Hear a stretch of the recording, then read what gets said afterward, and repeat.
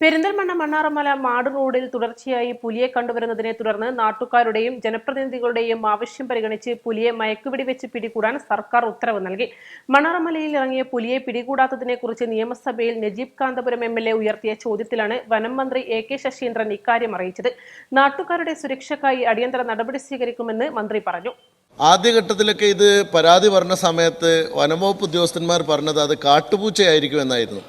പക്ഷേ പലരും പുലിയെ കണ്ടു എന്ന് പറഞ്ഞു. അവസാനം നാട്ടുകാരുടെ നേതൃത്വത്തിൽ തന്നെ 6ഓളം നിരീക്ഷണ ക്യാമറകൾ വെച്ചെങ്കിലും ഈ പുലി നിരവധി തവണ 30ഓളം തവണ ക്യാമറയിൽ പതിഞ്ഞിട്ടും വനംവകുപ്പിൻ്റെ ഭാഗത്തുനിന്ന് കാര്യമായൊരു നടപടി ഉണ്ടായില്ല.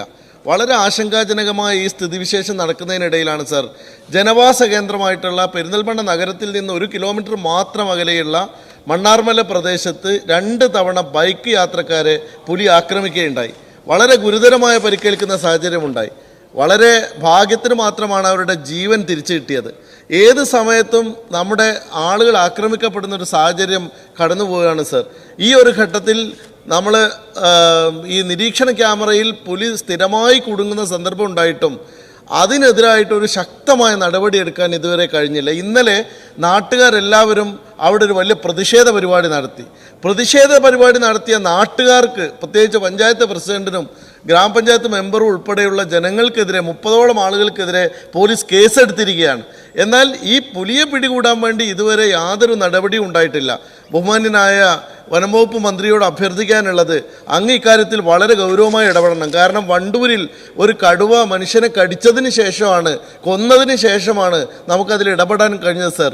മണ്ണാർമലയിൽ അങ്ങനെ ഒരു അത്യാഹിതം വരെ കാത്തിരിക്കാതെ എത്രയും വേഗം പുലിയെ മയക്കുവെടി വെച്ച് പിടികൂടാനോ അല്ലെങ്കിൽ ഏതെങ്കിലും തരത്തിൽ വളരെ ശക്തമായ ഒരു ഇടപെടലോ നടത്താനോ സാധിച്ചില്ലെങ്കിൽ ഇനിയൊരു ആളപായം അവിടെ ഉണ്ടാകുമെന്ന ആശങ്കയിലാണ് സർ. ജനങ്ങൾ വളരെ പ്രകോപിതരാണ് സർ.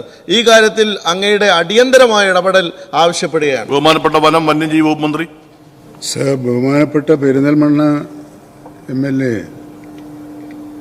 ഇവിടെ ഉന്നയിച്ച പ്രശ്നം ഞാൻ ഇന്നലെ തന്നെ അദ്ദേഹവുമായി സംസാരിച്ചിട്ടുള്ളതാണ്. പെരിന്തൽമണ്ണ മണ്ഡലത്തിലെ മണ്ണാർമല പ്രദേശത്ത് കഴിഞ്ഞ കുറച്ചു കാലമായി പുലിയുടെ സാന്നിധ്യം കണ്ടെത്തിയിട്ടുണ്ട്.